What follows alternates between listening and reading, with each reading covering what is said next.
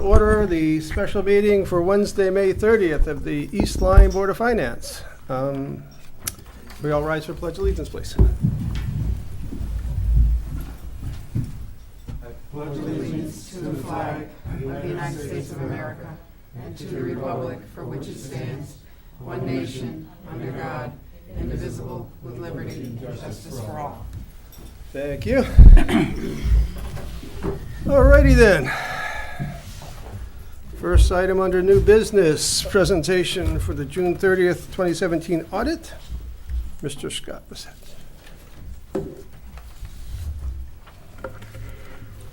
Good evening. My name's Scott Bassett. I'm Bassett, partner with RSM, and with me is Lauren Davis. Lauren was the manager on the engagement this year, and we're here to present the financial results and the results of the audit for the June 30, 2017 audit. You should have 3 booklets in front of you. And the first booklet I'm going to go through is our required communication. It's called the Report to the Board of Finance. It's probably the thinnest booklet that is in front of you. And these are just some required communications that we're required to give to you as the audit committee within the town. So with that, starting with page 1, we conducted our audit in accordance with government auditing standards. In addition to that, we conducted audit with generally accepted auditing standards. We issued a clean, unmodified opinion, which is the best opinion you can get as far as the results of operation. Basically what that means, so we have principles that we have to follow and standards that we follow to present your financial statements, and they were all, and all the statements are presented in conformity with both GAAP and GAS. As noted in the arrangement letter, we do identify risk as we go through the audit. And risk could be something from a material standpoint, from a monetary purpose, or other types of risk, like an inherent risk. So as we go through there, tax collections are always a high risk, just based on the volume of transactions and the volume of dollars that come in. So we do a test of controls on those type of transactions. In addition to that, payroll type entries, we take a look at as far as significant risk as we go through the audit. In the current year, there were 3 or 4 accounting pronouncements that were effective but did not have any impact on the town. The biggest one that will have an impact in the 18 year has to do with OPEB. Okay, I think we've talked about this in the past. And OPEB is a measurement of the other post-employment benefits that have been accrued by the town. Currently, under the old method of this standard, you have about $8.4 million in liabilities that are going to be paid out in the future for these other post-employment benefits. Under the new standard, they're really going to measure it in a different light. Basically, they're going to take, right now they're measuring it as what the required contributions as calculated by the actuary. Whatever you haven't made in those contributions since 2008 is the liability. So your liability is about $8.3 million based on those required contributions and the impact of not funding up to the ARC. It's hard to say what the new impact will have with the new OPEB because it's used as a different actuarial method. You're using a projected credit unit now, and that will go to an entry level normal. But if you use the projected level unit, the liabilities kind of offset each other if you looked at when you transition to this new standard. But it's hard for me to say what it's going to be. I'm not an actuary, and they'll have to do their analysis in the upcoming year to see what the liability will be under the full accrual basis of accounting. So that's a standard. I'm sure Anna's working with the actuaries right now to come up with that number. That's going to be something new that will take place in the 18 year. There were audit adjustments as we came in to do the audit. So fewer than in prior years, but we do still have to come in and make some audit adjustments as the trial balances are presented to us. We didn't encounter any disagreements with management as we went through the audit process. We're not aware of any consultations that management had with other auditors about any type of accounting issues or accounting presentation. Really no difficulties in performing the audit. I still think, getting everything together in a more timely fashion is something that needs to be continued to be worked on. And we do, as we go through the audit process, We do come up with management letter comments, and we also come up with what we call significant deficiencies about the internal control process. We don't opine on the internal controls, but we'll communicate to you as things come up that would warrant communication. And we did have several management letter comments and 2 significant deficiencies in the current year. So what I thought I would do, because since we're in this booklet, I thought I'd start with the management letter comments, just to go through those, and then into the compliance report. Then we can go through the financial results of the town in the current year. So if you go about to the last 4 or 5 pages of the report to the Board of Finance, there'll be a page dated May 11th on our letterhead, on RSM letterhead. And many of these are repeats from the prior year. Accounting policies and procedure manual. For instance, as we went through that process this year, one of the things that we talked to Anna about were really looking at construction in progress and reviewing, like how often should that be reviewed and those assets be brought on to be depreciated. We did a really good scrub on that, but that was documented. It should be a yearly process as you go through that.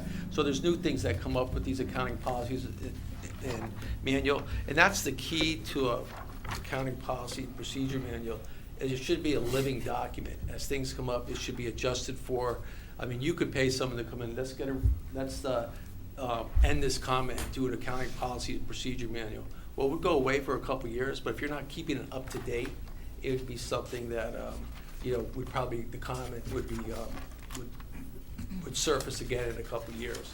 Now, if you were to ask me about a plan within the town and the Board of Ed about accounting policy and procedure manual, as you're contemplating a new system here in the next couple of years with a financial reporting system, that's when you want to probably do the 2 together, because with the new system, you'd want to.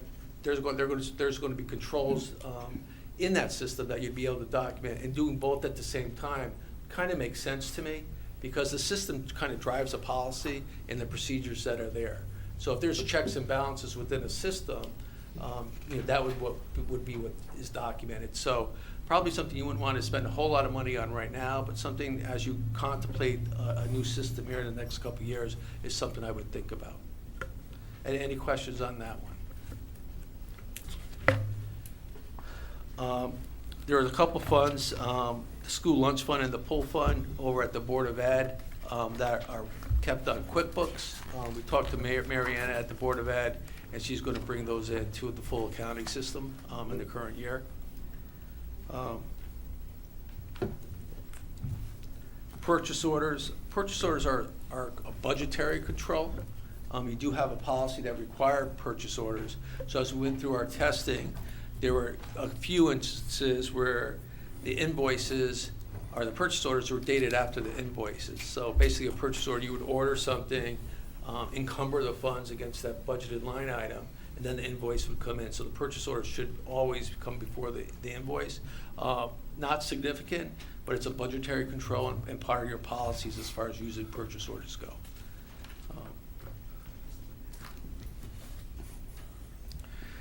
The town and the town really doesn't have any oversight over the Board of Ed general ledger. So the Board of Ed, they have their books over there, and the town has, their control accounts. So the Board of Ed is really a subsidiary account, where the town is a control account. If there was oversight, it would add another level of control, of budgetary control, as Anna and Mariana worked to reconcile on a monthly basis. So something that, if you did get a new system, what we see a lot of towns doing is there's view-only controls and read-only with no entries being able to be made. So something to be built into that system as you develop that. LoCIP is a state grant that had an additional reporting requirement this year. As you draw the funds down, you have to send some quarterly reports in to them. And we went through that process, and since LoCIP was a program that we chose as a major program this year, we had to go through the compliance supplement, and that was just a small oversight based on the new policies of that grant. One of the things that we talk about risk is expense cutoff. We want to make sure all the expenses and the expenditures are in the proper period. And so what we do as auditors, we search for any unrecorded liabilities and any unrecorded, make sure there's proper cutoff. And we did find two, I believe, insignificant amounts that were crossing years. Okay, so we want to make sure that you get those in the year. That there are 4 capital assets disposal policy. Again, another addition to that accounting policies and procedure manual. Capital assets really within a town, if you say, what could we improve on to expedite the audit? It's really pulling these capital assets together. And, you have a lot of them. We would probably recommend purging that a little bit, writing off the ones that really don't meet the definition of a capital asset any longer. And then certainly consider upping your threshold. And that's going to be a little bit of important in a couple of years because there's a new standard coming down that impact leases. If you up that threshold, there'll be less accounting to do with it. So when I say capital assets from a GAAP standpoint, that's for reporting purposes. From an insurance standpoint, that's something different as far as the insurance categories go. But from a GAAP standpoint, maybe consider upping that threshold and looking at some of the assets that maybe could be written off if they've been fully depreciated. So overall, those comments, I wouldn't consider those are significant, but those are some items that we came up as we went through the test of controls, looked at substantive testing, cutoff controls, and things of that nature that we came up with. I'd be happy to comment on any of those. And in there, both the board and the town did put their corrective action in there, corrective action policy in there, what they plan to do. So if you read through there, a few of them I think are off right now if you see how they're doing it. So hopefully that will be cut down in the next year. But that's not to say as we pull a different sample, as I talked about risk and look at different things that other items might come up that didn't come up in the current year.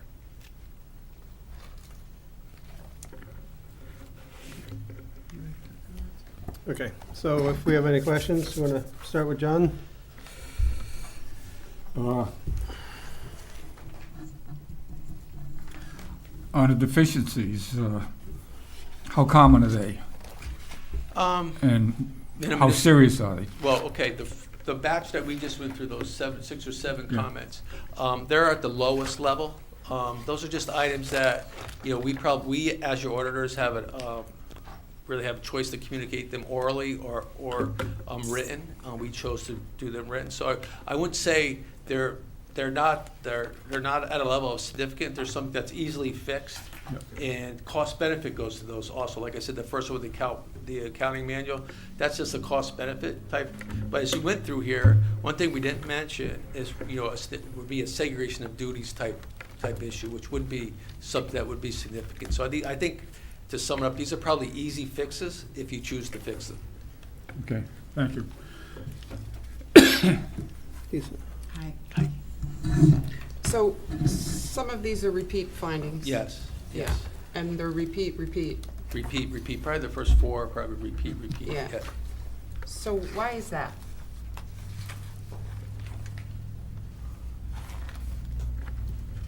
Do you want me to start? Sure. Okay, yeah, okay, well, so, on the first item,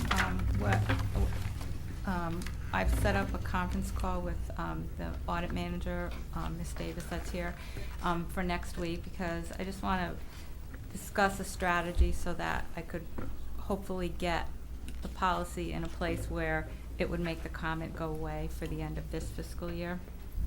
And the funds, the school lunch fund and the pool fund, those are Board of Ed funds, and I did speak with Mariana, and she has plans to put them on their accounting system this summer. So they're not gonna come off for 6/30/18, but she does have a plan to get them in the accounting system.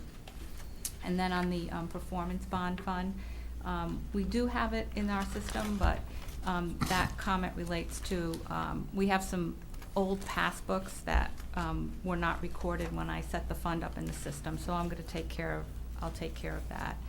The purchase orders and invoices, that is very frustrating, and I was speaking with Mark and commenting that perhaps what I should do is that any departments that are the ones that are chosen as the write-up for this comment, have them come and speak to the Board of Finance and explain to the board why they can't get the purchase orders done properly and on time.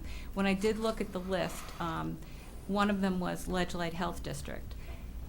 They date their invoice on July 1st. And so July 1st is the first day of the fiscal year, and we don't have any purchase orders entered on July 1st. So that's, that one would always be there. That's another issue. And then there were the purchase orders for the building project for the architect and engineering work. They were ones that were cited in that list as well. And so the contract was done and brought over to us, and that was kind of like after first invoices from the architect had been done. So once we received the contract, we set up the purchase order, and so all the subsequent payments had the PO entered. So it's like they're always different, and sometimes there's an explanation, but we'll just work harder at trying to get the department heads to understand that they need to get their POs done first. And then the other one, Before you move off that one. Sure. And Mark, maybe you can help me out with this. If we're not cutting a PO, we clearly must not be cutting a PO. We're just getting a bidder. Is that what we're doing, a supplier? We send them an invoice and then we're backdating the PO? Is that what's going on? No. Well, how does this happen then? I'm confused. So the department goes out and incurs an expense, gets their invoice, and then they enter the purchase order. They're supposed to do it the other way around. Right, I understand how they're supposed to do it, but why are they, I don't understand how this happens. Can you help me with this, Mark? Anna can, Well, I know, but these people report to you, so I thought you have some but I understanding. don't have anything to do with cutting the checks and the purchase orders. I rarely see them until the checks are being cut. So give us an example of a department, and we'll call one out. Well, What comes to mind? Well, that's my point. Like, what I think I need to do is invite those department heads to attend a Board of Finance meeting and explain to the Board of Finance why they don't do their purchase orders first. Do you have the power to reject an invoice?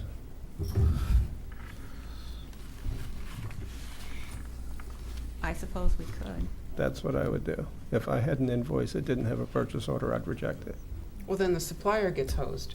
which means the department heads will learn not to do that. So then you cut the PO, and then they submit the invoice, and then the problem's solved. Well, I I'll guess have that's to one take way a to do look it. at it. Another way to do it Okay. is to explain expectations and, with some consequences. I mean, this is silly. Yeah, I think This just reflects on their professionalism. I mean, I don't want to waste Scott's time with this, but and this is a repeat finding, Yeah. right? I mean, one of the things that, this isn't uncommon from a municipal standpoint. Yeah. So one of the things we always recommend, education and training.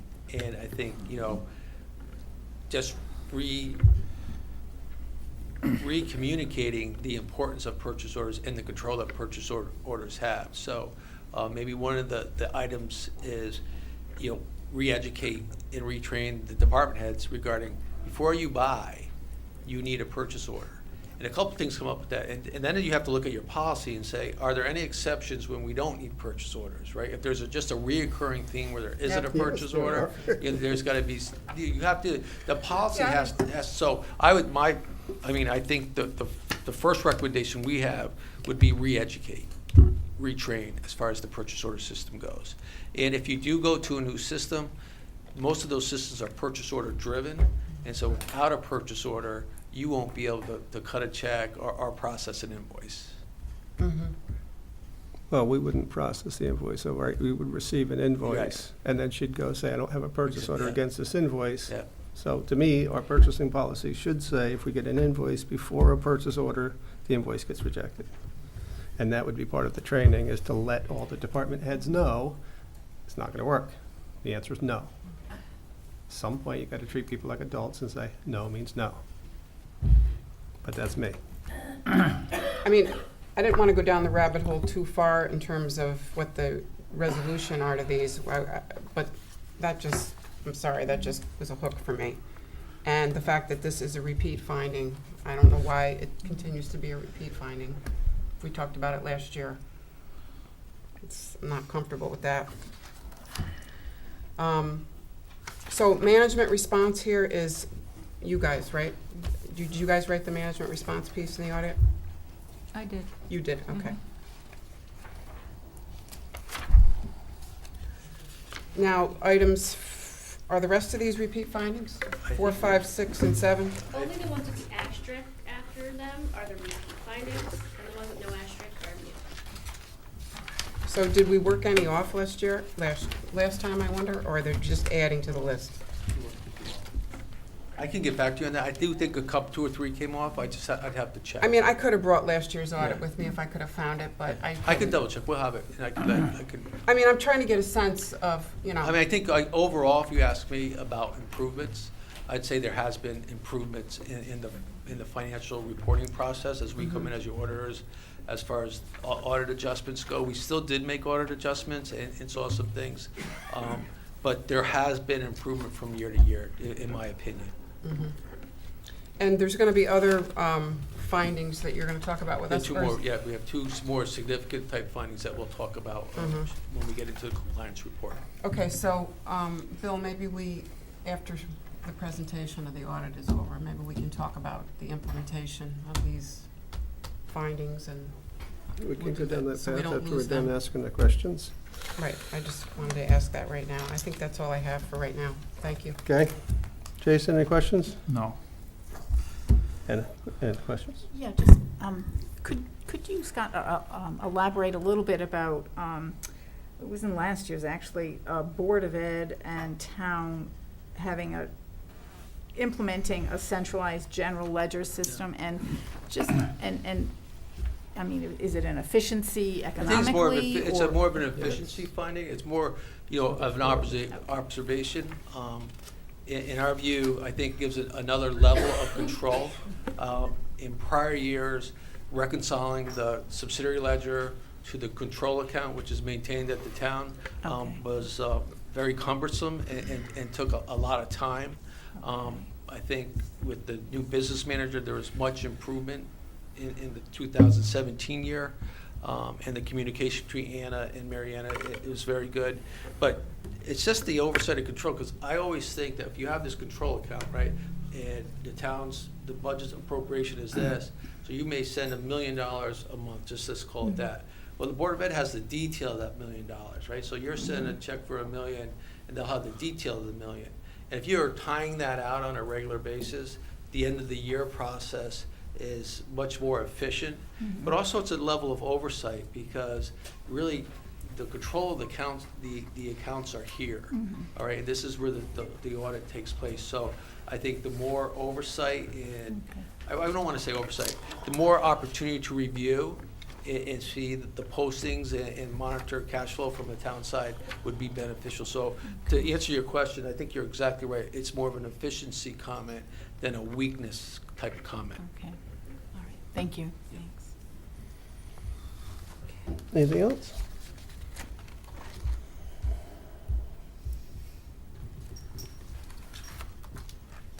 I have one question. You done? Yeah. Yes, thanks. Go ahead. In your booklet here, Yes. on page 9, it says condition. There were numerous journal entries made of the final trial balances resulting in significant changes from the preliminary trial balances. What situations, I mean, what are the changes from the trial to the final? What's going on there?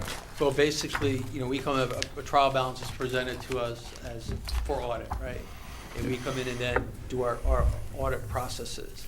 And during that process, for instance, if there's additional accounts receivable to be recorded, we go through the process. And if they're material, we have to record those. So there could be entries made for accounts payable, accounts receivable, retainage payable, as we get to the construction type bond and project type funds. There's entries made for the bond refunding. So there's those entries that are there. So those are the type of entries that I'm talking about there. And that's in the compliance finding book, which is a more significant finding than the audit adjustments, than the management letter comments were. So there's a listing of those entries. We could show them to you. But so that, like a significant one would be the bond refunding entry. You had about $7 million in refundings this year. That's a significant entry that, although it's not recorded from a budgetary standpoint, it's certainly recorded from a GAAP standpoint. So that's a material item that we'd have to record to the original trial balances as presented. Okay, thanks. You're welcome. So just to be clear, these findings that we just talked about here, these non-significant findings, right now, management has said that they agree with your findings and they're going to take actions, or they may take actions. If management said, yeah, we understand that's a problem, but that's something we're going to live with, is that fine? Is that a valid answer? Well, if, really, it would be more important as a valid answer for management to accept that, because as I said, it's a cost benefit, right? And some of these could be very expensive to do, and you may not want to spend the money, but, so they haven't reached that level of significance. So it's really typically just a management type comment, and I like to rather refer to them as observations, and either you act on them or you don't, but it's something that we think merits conversation as to take an action or no action, say we're going to live with this. Okay. So, yeah, some of these to me are significant issues, and some of them are things that sometimes we make choices. So the two significant findings you're going to get into next? Yes. And the $8.3 million of liability from the OPEB, Yeah. is that new liability? Is that No, something no, we it's have to been there. react to? That's just, That's just the new bookkeeping has brought it to light? No, or- you've always had the $8.3 million, okay? Well, I should say, it's always been out there, but since 2008, you measured it, from, under a different calculation. Basically, it really had nothing to do with what your accrued liability was. What it had to do with is, if the actuary said, make $1 million contribution, and you made a $400,000 contribution, how the liability built up over time would be that 600,000 times the last 9 years, okay? Really does not a reflection of what you owe for OPEB. So Okay. what the GASB, who makes the standard, they're saying, just like pension plans, we talk about this accrued liability, basically take the census of the population of the retirees and the future retirees who are going to get this benefit, and you do an actuarial calculation of what the liability is going to be. So it's based on health trend rates, it's based on, lives, it's based on a number of different factors, okay? So my comment there, if you were to compare the accrued liability, the two $8 million numbers in the current year's booklet, you'd say, well, okay, we've kind of already accounted for that. But not being an actuary, what I'm saying, they're going to change the method in which they measure the actuarial liability. And now I don't know the impact of what that measurement's going to be.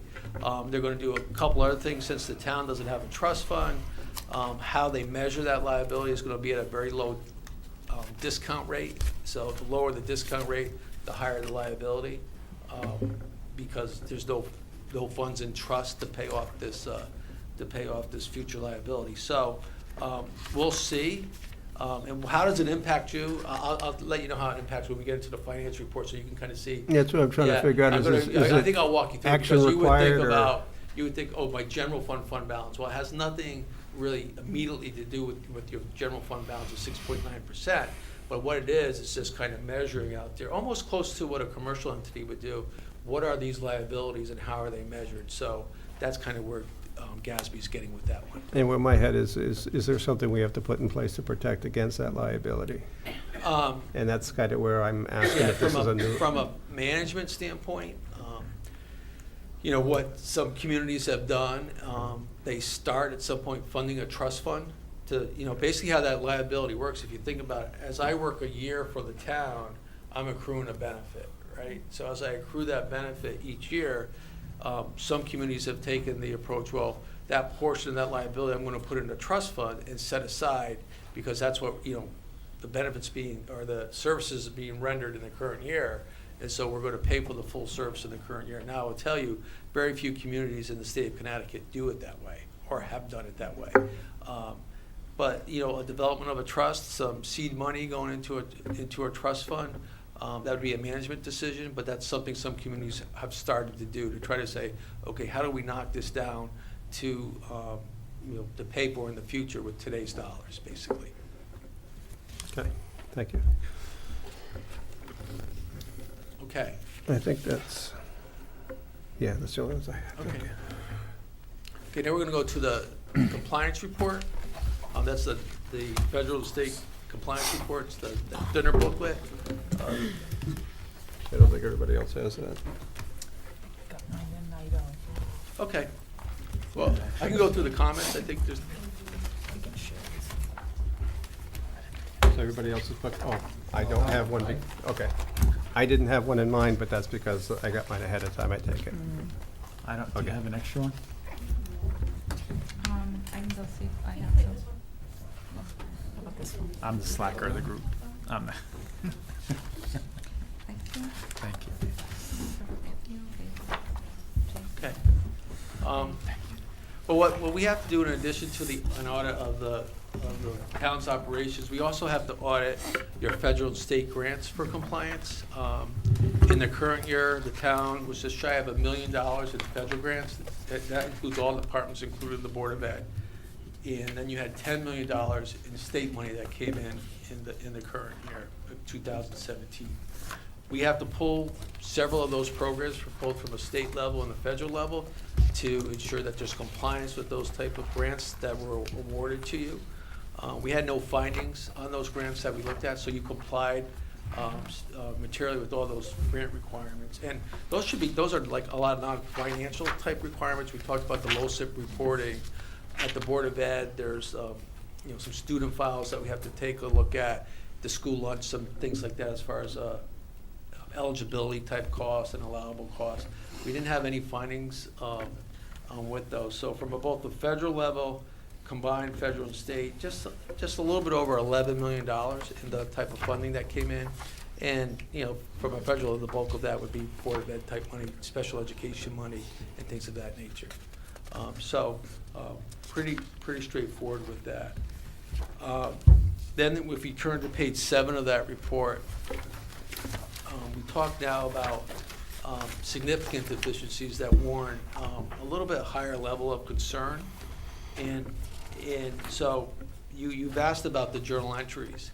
And one of the things, when we have to make journal entries, one of the things that why it's significant is that we want to make sure that you want to make sure that the monthly reports that you are getting are up to date and accurate, and so there's not a whole lot of surprises. So, and then it's the number and the amount. So if I talked a little bit about the refunding entry, which the town entered into a refunding. Well, that's an entry that has to, from a GAAP standpoint, that has to be recorded. So once I record that entry, we as auditors have a materiality level that we take a look at and say, well, that's a material entry, no matter what type of town or city that you are.